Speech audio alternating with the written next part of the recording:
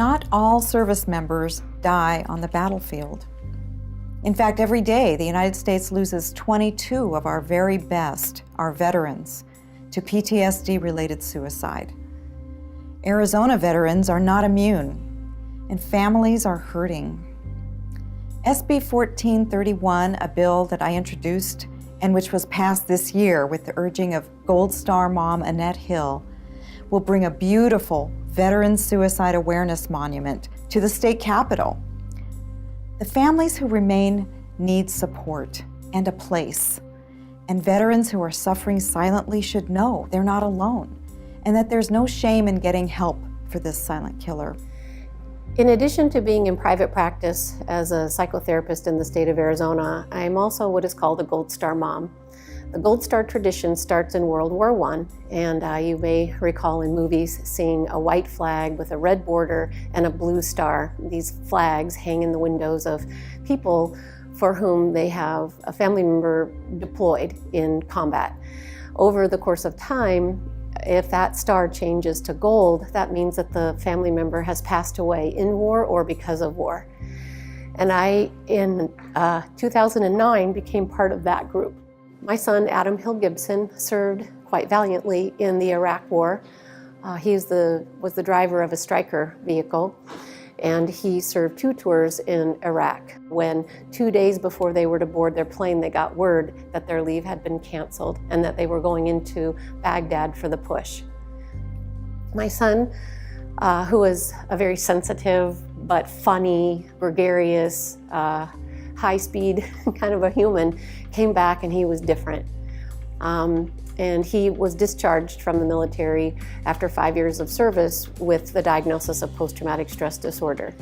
Like so many veterans returning home, Adam really truly believed that if he acted as if he went to school and dated and had a full-time job, that he would catch up and that the symptoms of post-traumatic stress would go away. And he was doing actually pretty all right until about 5 weeks before he died.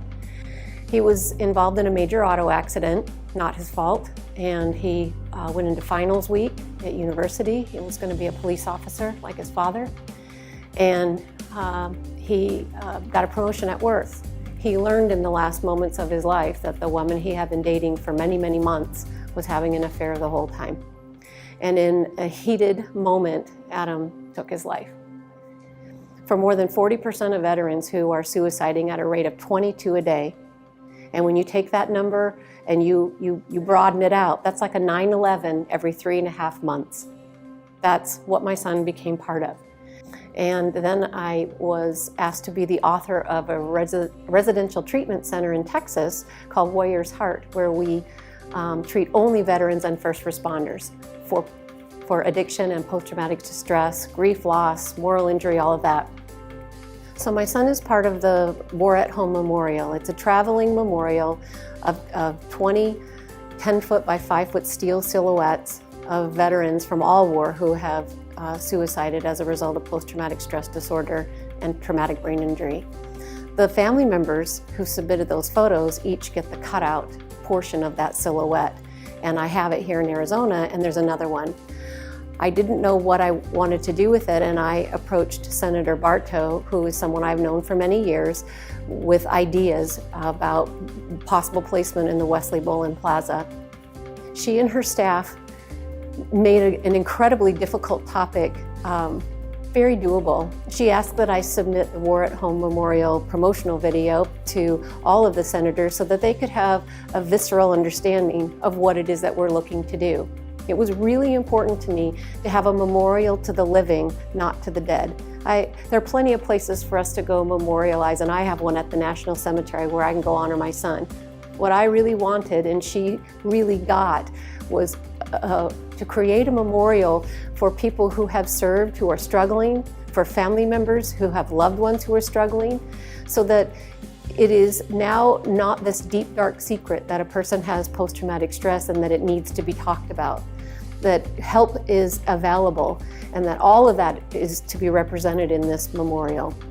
She made the process, again, which was really emotional and difficult, one that was easy, and I think that through her process of moving that bill through was able to help the senators who had a very full plate, understand and vote unanimously to approve the bill.